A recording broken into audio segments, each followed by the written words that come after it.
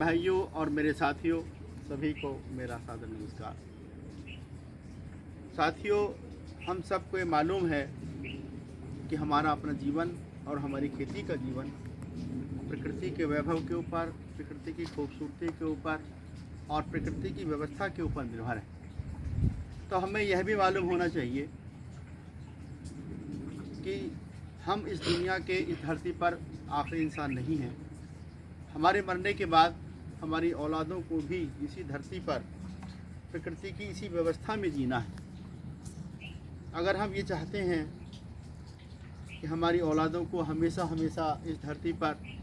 शुद्ध भोजन, शुद्ध हवा, शुद्ध पानी और शुद्ध पर्यावरण निरंतर मिलता रहे और हमारी औलादें इस धरती पर खुशी के साथ जी सकें, तो उसके लिए ज़रूरी है कि हम प्रकृति के वैभव को, प्रकृति की व्यवस्था को और प्रकृति की खूबसूरती को बरकरार रखें। ये प्रकृति की खूबसूरती, प्रकृति का वैभव और प्रकृति की व्यवस्था तभी बरकरार रह सकती है जब हम प्राकृतिक संसाधनों का संरक्षण और जैव विविधता का संवर्धन निरंतर करते रहें। और प्राकृतिक संसाधनों का संरक्षण, जैव विविधता का संवर्धन हम तभी कर सकते हैं जब हम रसायन आधारित खेती से अपना ध्यान हटाकर प्राकृतिक खेती करने की तरफ हैं।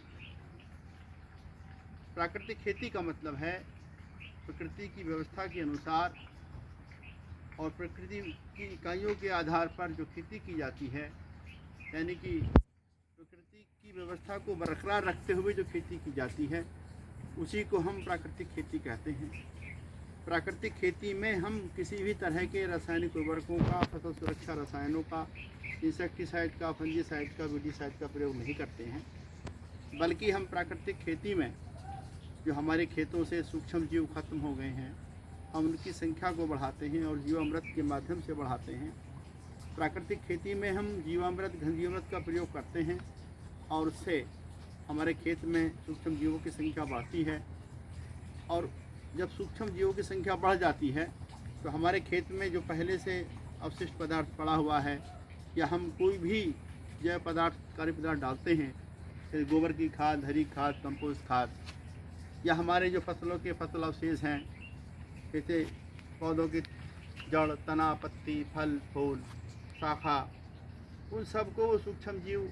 खाकर, गलाकर, सड़ाकर जो है वो जीवांश कार्बन में बनाते हैं, यानी ह्यूमस की मात्रा हमारे खेत में बढ़ जाती है। और जब ऐसा होता है तो हमारे खेत की जो वो भौतिक, रासायनिक और जैविक दशा है उसमें सुधार हो जाता है। हम उस खेत में कोई भी जब फसल बोते हैं तो उसमें हम किसी भी तरह के हमें रासायनिक उर्वरकों की, यूरिया, डीएपी, पोटासियम सल्फेट को प्रयोग करने की जरूरत नहीं पड़ती। उस खेत में जब सिंचाई करते हैं तो पानी की भी कम आवश्यकता होती है, यानी कि हमें कम सिंचाई देनी पड़ती है और हमारा भूगर्भ जल की हमें बचत होती है। उस खेत में जो फसल हम बोए हैं उसमें कीट एवं रोगों का प्रकोप भी बहुत कम होता है और जो हम कीटनाशी, फफूंदीनाशी बाज़ार से खरीदते थे वो हमें नहीं खरीदना पड़ता और हमें आर्थिक बचत होती है। हमारे प्राकृतिक संसाधन क्षीण होने से बच जाते हैं, हमारी जैविकता बरकरार रहती है, हमारी कृषि उत्पादन लागत कम आती है और जो उत्पादन हमें प्राप्त होता है वह रसायन मुक्त होता है, गुणवत्तापूर्वक होता है, जिसके खाने से हम आप सब नाना प्रकार की गंभीर बीमारियों की चपेट में आने से बच जाते हैं। और हमें और हमारे बच्चों को हमेशा हमेशा इस धरती पर हम ये उम्मीद करते हैं कि अगर हम इस तरह से खेती करेंगे, यानी कि प्राकृतिक खेती करेंगे, तो हमें शुद्ध भोजन, शुद्ध हवा, शुद्ध पानी और शुद्ध पर्यावरण निरंतर मिलता रहेगा। हमारी धरती का अस्तित्व बचा रहेगा, हमारा प्रकृति का वैभव, प्रकृति की खूबसूरती और प्रकृति की व्यवस्था बरकरार रहेगी। हम और हमारे आने वाले हमेशा भविष्य में बच्चे, हमारी औलादें इस धरती पर खुशी के साथ जी सकेंगे। इसलिए मैं अपने सभी किसान भाइयों से, या जो हमारी इस वीडियो को देख रहे हैं, उन सबसे मैं अनुरोध करना चाहता हूँ कि हमें चाहिए कि हम प्रकृति के वैभव को बरकरार रखें, प्रकृति की खूबसूरती को बरकरार रखें और प्रकृति की व्यवस्था को बरकरार रखें, ताकि भविष्य में हम और हमारी औलादें इस धरती पर खुशी के साथ जी सकें। साथियों, मैंने अपनी बात आपके सामने रखी। अगर आपको मेरी बात अच्छी लगे तो आप हमारी इस वीडियो को अपने साथियों में, किसान भाइयों में, दोस्तों में शेयर कर दें साथ ही हमारे खेती और प्रकृति के चैनल को सब्सक्राइब कर लें ताकि आगे आने वाली हमारी वीडियो आपके पास आसानी से पहुंचती रहें।